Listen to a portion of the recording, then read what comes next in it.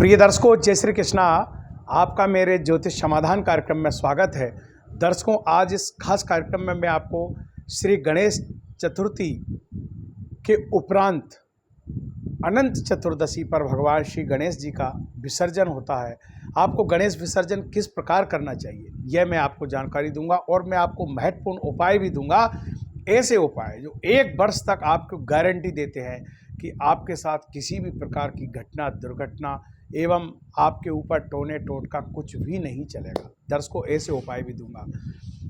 भगवान श्री गणेश विनायक की जो स्थापना हुई है वह चतुर्थी भाद्रपद कृष्ण पक्ष चतुर्थी बुधवार को हुई और 10 दिवसीय गणेश उत्सव का जो चल रहा था वह उसका समापन कल होने जा रहा है। कल चतुर्दशी तिथि शुक्रवार दिनांक 9 सितंबर 2022 को आपको भगवान श्री गणेश का विसर्जन कब करना चाहिए, किस मुहूर्त में करना चाहिए और आपको क्या उपाय करना चाहिए। दर्शकों, प्रातःकाल एक मुहूर्त जो है वह प्रातःकाल 6 बजे से लेकर के 10:30 तक मुहूर्त रहेगा। दूसरा मुहूर्त जो है वह 12 बजे से, यानी वैसे तो 11:40 से ही मुहूर्त प्रारंभ है, क्योंकि उसमें अभिजीत मुहूर्त भी आ जाता है और ये 1:30 बजे तक आप भगवान श्री गणेश का विसर्जन कर सकते हैं। तत्पश्चात आप शाम को 4:30 बजे से 6 बजे तक विसर्जन करें और अंतरात्रि में भी यदि आप चाहें तो इसके पश्चात भी यदि आप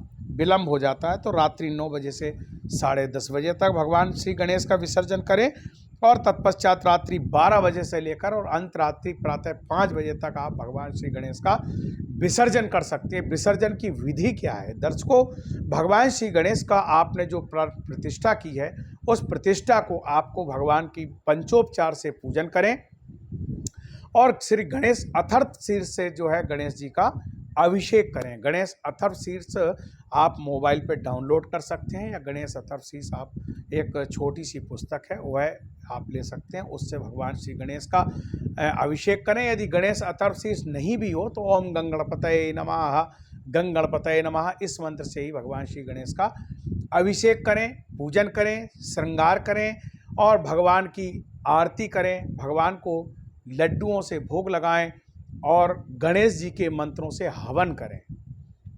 तत्पश्चात भगवान से प्रार्थना करें कि हे प्रभु, आवाहनम न जानामि विसर्जनम, पूजाम चैव न जानामि, क्षमस्त्वाम परमेश्वरः, मंत्रहीनम क्रियाहीनम भक्तिहीनम जनार्दना, यत्पूतं मया देवी परिपूर्णम तदस्तु मे।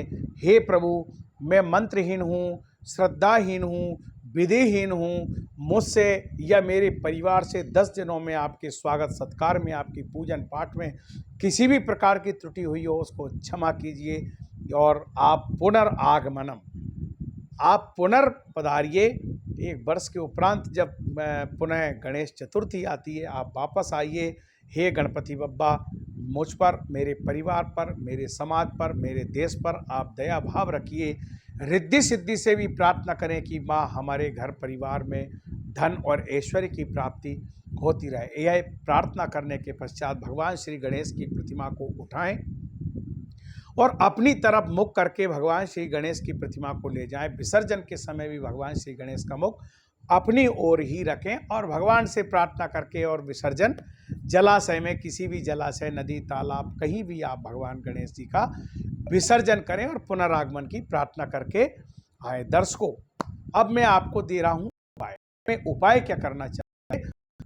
उपाय में ये है कि आप भगवान गणेश का विसर्जन के पूर्व 5 हल्दी की गांठ लीजिए, उनको एक पीले वस्त्र में बांध करके भगवान श्री गणेश को टच होके रख दें। उन्हें, गणेश जी को वह गांठ छूना चाहिए, आप रख दीजिए और प्रार्थना कीजिए, प्रभु मेरे यहाँ धन धान्य ऐश्वर्य की कभी कोई कमी नहीं हो। इसके अलावा दर्शकों, वह अनंत चतुर्दशी भी है। उस दिन अनंत चतुर्दशी को भगवान विष्णु का पूजन होता है। भगवान विष्णु का ध्यान करें और आप महीन पतले पीले या रेशमी लाल रंग के धागे लें और 14 धागे लेकर के उनको गुंथ लें आपस में और उनमें 14 गठान लगावें।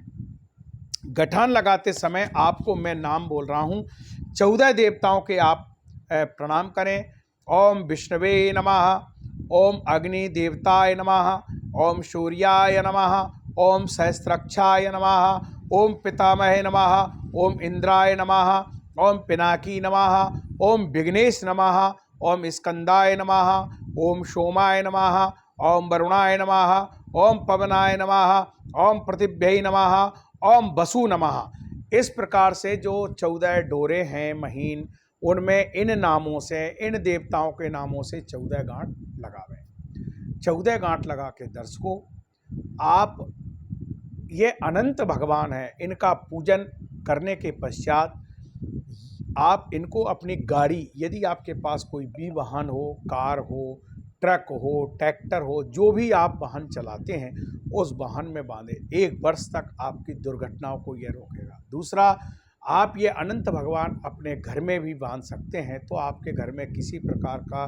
टोना टोटका, नज़र दोष आदि से आपको महामारी, हैजा आदि गंभीर बीमारियों से भी ये आपको बचाएंगे। इसके अलावा दर्शकों, यदि कोई बालक घर में ज़्यादा गंभीर बीमारी से पीड़ित हो या उसको बार बार नज़र दोष लगता हो, तो ये अनंत उसकी राइट भुजा में बांध दें। यह ऐसे उपाय करने से निश्चित ही आपको लाभ प्राप्त होगा, धन और ऐश्वर्य की वृद्धि होगी। और जो हल्दी की गांठ का जो उपाय बताया है, वह भगवान श्री गणेश के पास से उठा करके अपनी तिजोरी, अलमारी या दुकान में जहाँ भी हम पैसा रखते हैं, वहाँ आप रखें तो रिद्धि सिद्धि की कृपा होगी, कभी भी आपके यहाँ धन की कमी नहीं आएगी। इस प्रकार से दर्शकों गणेश विसर्जन करें। जय श्री गंगणपतये नमः।